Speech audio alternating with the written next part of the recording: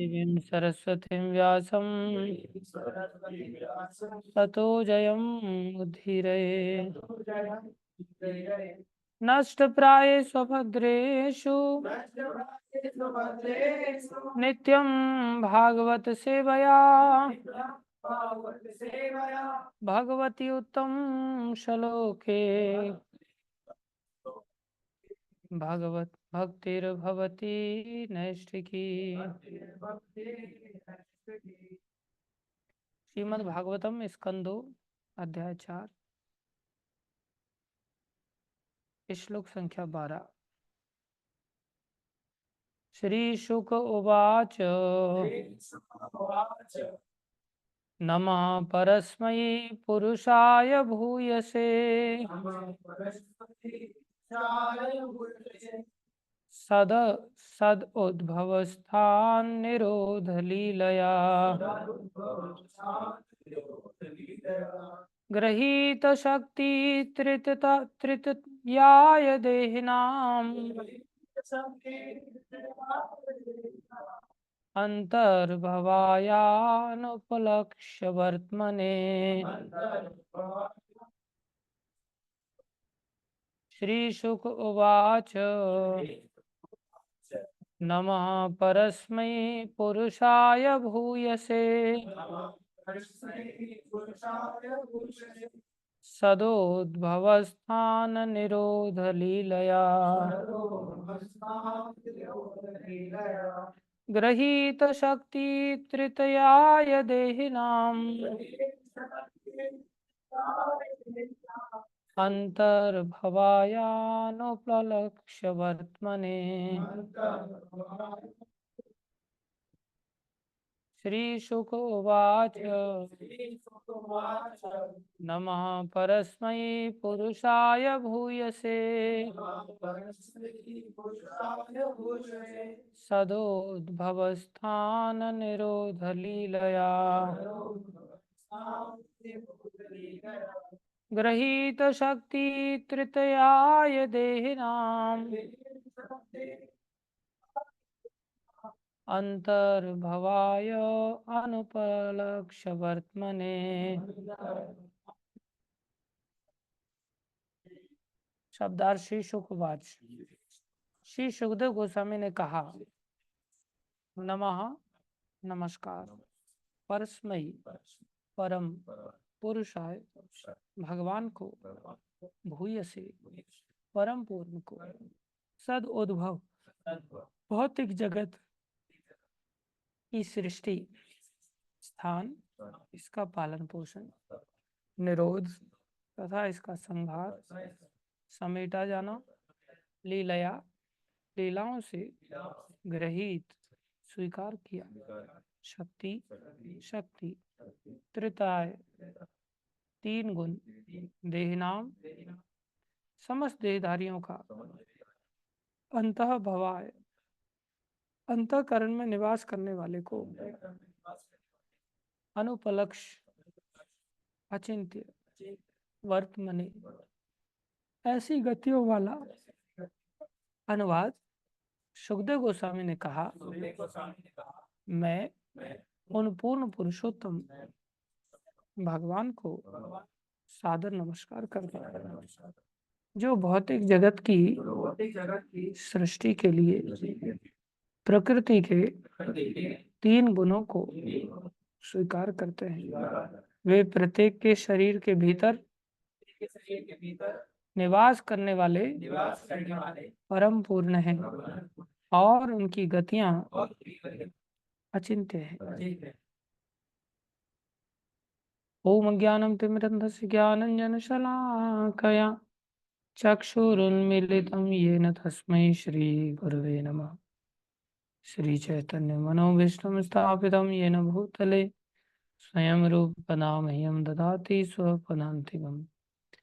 वन्देऽहं श्रीगुरु श्रीयुतापनकमलं श्रीगुरुन् वैष्णवांश श्रीरूपं साग्रजातं सहगना रघुनाथान्वितं तं सजीवं साद्वैतं सावधूतं परिजनसहितं कृष्ण चैतन्यदेवं श्री राधा कृष्ण पदान सैगन ललिता श्री विशाखान्वितांश। हे कृष्ण करुणा सिंधु दीनबंधो जगतपते गोपेश गोपीकांत श्री राधा कांत नमस्तुते। तप्त कांचन गौरंगी राधे वृंदावनेश्वरी वृषभानुसुते देवी प्रणमामि हरिप्रिय। वाञ्छाकल्पतरुभ्यश्च कृपा सिन्धुभ्येव च पतितानां पावनेभ्यो वैष्णवेभ्यो नमो नमः। जय श्री कृष्ण चैतन्य प्रभु नित्यानंदा श्री अद्वैत गदाधर शिवासादि गौर भक्तवृंद। हरे कृष्णा कृष्णा कृष्णा हरे हरे, हरे राम राम राम हरे हरे। कृष्णा कृष्णा कृष्णा हरे हरे, हरे राम राम राम हरे हरे। हरे कृष्णा कृष्णा कृष्णा हरे हरे, हरे राम राम राम हरे। गुरुवे गौरचंद्राय राधिकाय तदालये कृष्णा कृष्ण भक्ताय तद्भक्ताय नमो।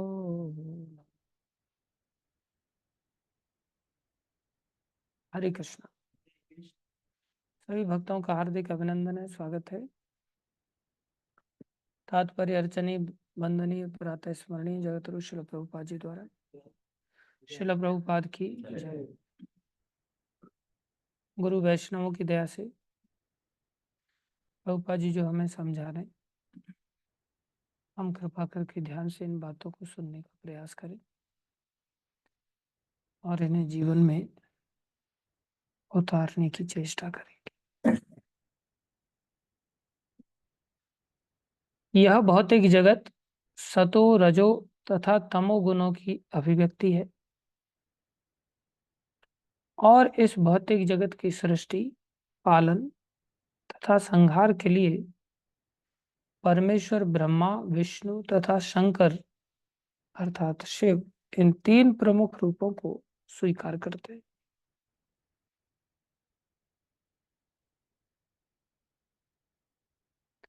विष्णु के रूप में वे भौतिक रूप से सृजित प्रत्येक वस्तु में प्रवेश कर जाते हैं। भगवान विष्णु क्या करते हैं? भौतिक रूप से सृजित ये जो भौतिक संसार है, दो प्रकार के संसार होते हैं। एक आध्यात्मिक संसार है, एक ये भौतिक संसार है। आध्यात्मिक संसार को अंग्रेजी में स्पिरिचुअल वर्ल्ड कहते हैं और जैसे विज्ञान को भौतिक विज्ञान कहते हैं, मटेरियल साइंस, ऐसे इस संसार को भौतिक संसार मतलब मटेरियल वर्ल्ड।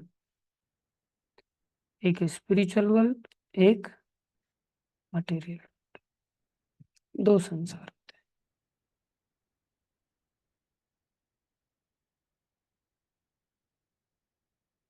बहुत बड़ी बात प्रहलाद जी ने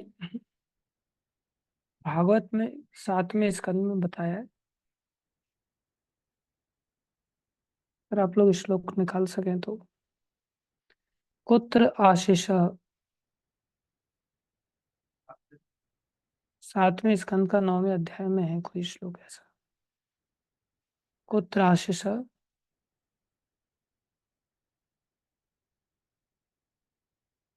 श्रुति सुखम मृग तृष्ण रूपा।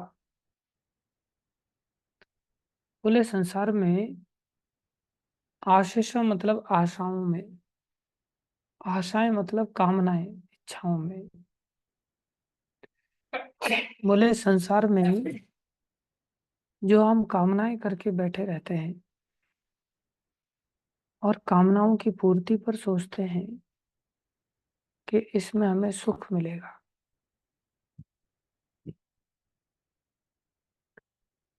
प्रहलाद जी बता रहे हैं, बोले कुत्र आशीष,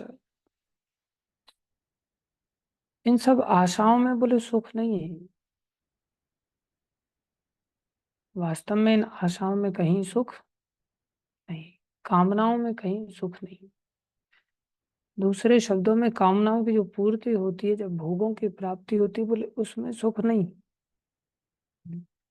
कुत्र आशीष श्रुति सुखम, बोले श्रुति सुख, यहाँ पर श्रुति का सुख है। मृग तृष्ण रूपा, बहुत बड़ी बात प्रहलाद जी हमें समझा रहे हैं। सभी हम लोग समझने की चेष्टा करें इस बात को।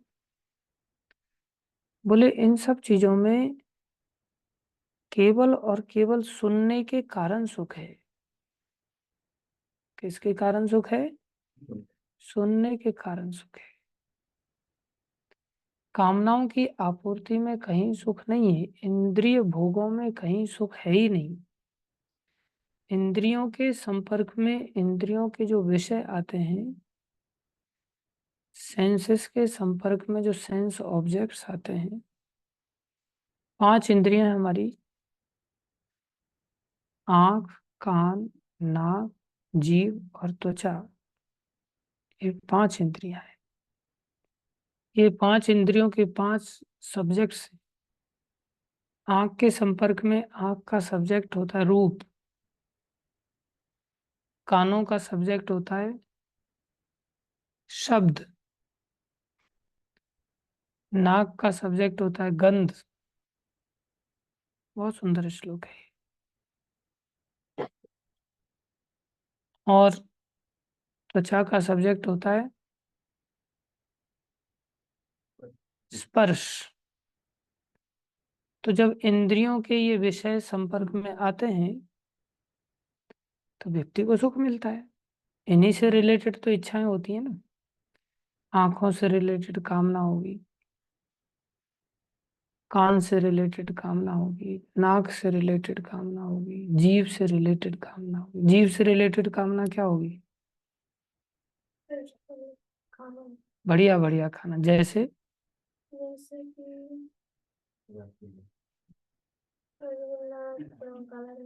काला जामुन, हाँ जी, रसगुल्ला, काला जामुन,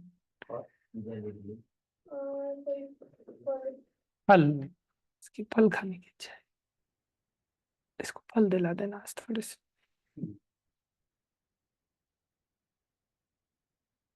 जैसे त्वचा से संबंधित इच्छा, स्पर्श, स्पर्श की जैसे इच्छा है, स्पर्श की कोई इच्छा, जैसे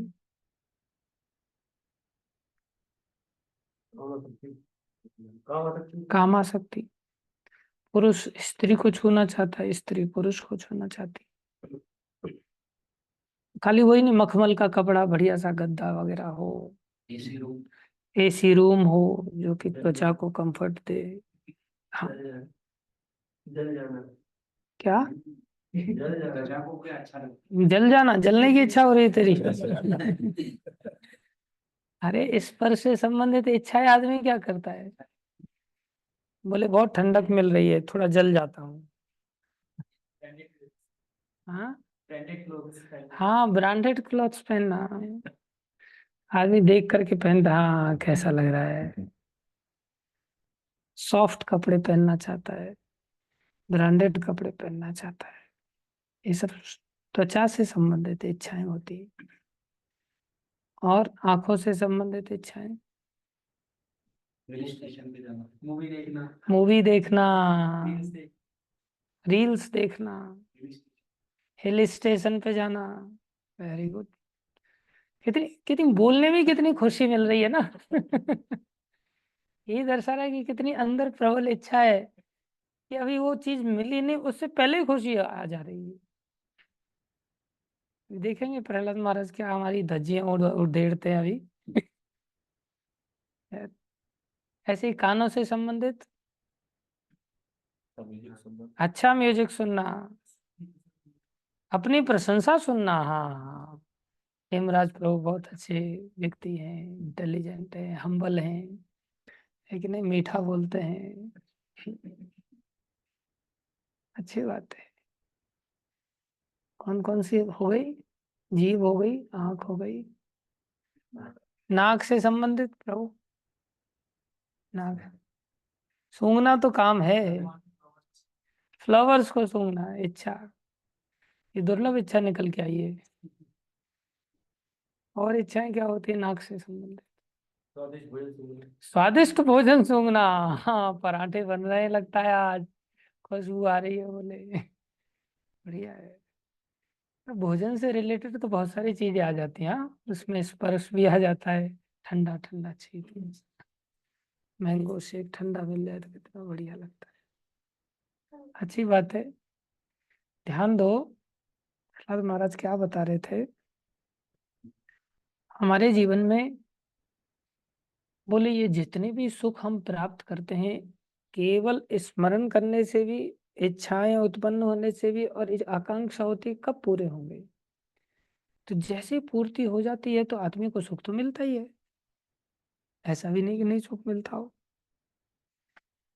लेकिन ये सुख क्यों मिलता है, क्या कारण है? यहाँ पर प्रहलाद महाराज बता रहे हैं 7-9-25 में, बोले कुत्राशिषः, अरे इन आशाओं में सुख है कहाँ? ये तो श्रुति सुखहा, ये तो केवल सुनने के कारण सुख है। सुनने के कारण सुख मतलब हमने बचपन से ये सुखा है, सुना है बेटा रसगुल्ले में बड़ा टेस्ट है, रसगुल्ले में बहुत अच्छा लगता है, आनंद आएगा।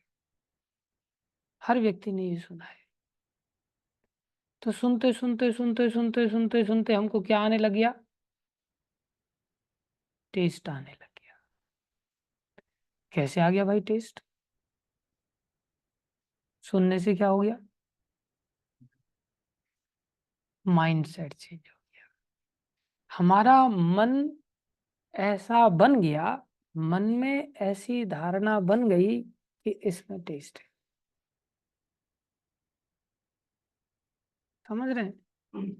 जैसे कोई व्यक्ति सो रहा हो और कई बार लोग मुंह फाड़ के सो जाते हैं, और उनके मुंह में थोड़ा सा पेड़ा डाल दो तो मुंह चला करके खुश हो जाएगा क्या वो? पेड़ा डाल दे, और उड़ जाए, ऐसा होगा क्या? नहीं देखा जाता है ऐसा। या कोई व्यक्ति सो रहा है, उसकी प्रशंसा करो, कितना बढ़िया है तुम, कितना सुंदर सो रहा है तुम। पूरे 12 घंटे बीत गए, अभी तक तेरा करवट तक नहीं बदला है। तेरे जैसा सिद्धि सोने में और किसी की नहीं हो सकती, सिद्ध है तू सोने।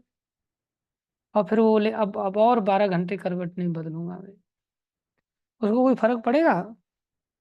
या सो रहा है, उसको गाली दो, अभी गधे, सुबह हो गई अब कब तक सोएगा। तो कितना भी कुछ भी करो, क्या उसको कोई फर्क पड़ेगा? कान बंद है या खुले हैं? बंद है कान। कानों में क्या आंखों की तरह पलक होती है? कान खुले हैं कि बंद है? चेतना नहीं। चेतना मतलब मन नहीं जागा हुआ है। मन इंद्रियों का स्वामी है। अभी मन सुषुप्ति में तमोगुण में लीन होने के कारण बेहोश पड़ा है। और जब तक मन नहीं जागृत है ना, इंद्रियों के संपर्क में इंद्रिय विषय आ जाए तो भी सुख या दुख की अनुभूति नहीं होगी। कोई आदमी सो रहा है और गहरा सो रहा है, उसको सेंस ही नहीं है त्वचा का। त्वचा का सेंस मतलब चमड़ी तो है, और चमड़ी में ऐसा भी नहीं कि चमड़ी मर गई है, डेड हो गई है, ऐसा भी नहीं। खून तो बह ही रहा है ना, चेतना तो खून से ही पता चलती है। बोले उस व्यक्ति के ऊपर से अगर स्पर्श करके सांप गुजार दो, उसको कोई भय की प्रतीति होगी? नहीं। कोई ठंडेपन की प्रतीति होगी? नहीं, जबकि सांप ठंडा होता है स्पर्श में। जहर में गर्म होता है, चमड़ी से ठंडा होता है। और वही जागृत हो जाए और फिर सांप को निकालो, बोले इसके दांत टूटे हुए हैं, कोई नहीं निकाल देते, तो भी भय लगेगा कि नहीं? चमड़ी के साथ उस समय क्या जुड़ा हुआ है? मन। तो भय लग रहा है। चमड़ी के साथ मन नहीं जुड़ा हुआ है तो पता ही नहीं चल रहा है। तो सुख और दुख की अनुभूति इंद्रियों से हो रही है विषयों को प्राप्त करके, या मन का जरूरी है इंद्रियों के साथ मिलना? मन का जरूरी है। बिना मन के इंद्रियों से सुख की प्राप्ति या दुख की प्राप्ति हो ही नहीं सकती। तो ये मन में धारणा बनती है। कैसे बनती है? बोले सुन सुन करके। मन में धारणा बनती है कैसे? सुन सुन करके। मन ने सुना कि भाई रसगुल्ले में बहुत सुख है। मन ने सुना कि घूमने फिरने में हिल स्टेशन पे बहुत सुख है। मन ने सुना गुलाब जामुन में, काले जामुन में बहुत सुख है। मन ने सुना फलों में बहुत टेस्ट है। ऐसे मन सुन करके धारणा बना लेता है। मन ने सुना मुर्गी में बहुत टेस्ट है साहब, तो कुछ लोग सुनते ही अरे यार। मन ने सुना टट्टी में बहुत टेस्ट है। हम्म। अरे तूने नहीं सुना, लेकिन सुअर के बच्चे ने तो सुना है ये बात। बचपन से ही सुअर के बच्चे को ये बात सुनाई गई उसकी भाषा में कि जो गर्मा गर्म किसी बच्चे के द्वारा, बड़े के द्वारा किया गया, इसको हलवा से भी ज्यादा टेस्टी है। और उसकी धारणा बन गई तो उसको टेस्ट आने भी लग गया। ये सच बात है। हमारा गांव ब्रज में पड़ता है, तो वहाँ एक बार यात्रा आई। 100-200 लोग आए, तो स्कूल के पीछे फील्ड था, तो वहां उस यात्रा को ठहराया गया। तो 100-200 लोग खुले में उस समय जाते थे, जंगल में, नीले गगन के तले। सब लोग लोटा लेके चले, तो वहां खुले में जाते थे। तो गांव में अच्छे खासे सुअर भी थे।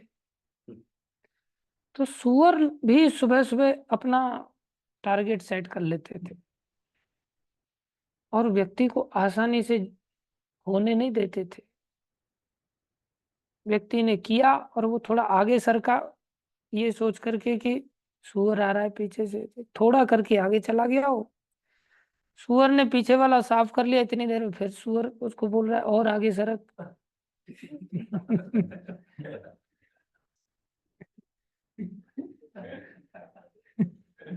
बहुत मुश्किल होती थी यात्री लोगों को।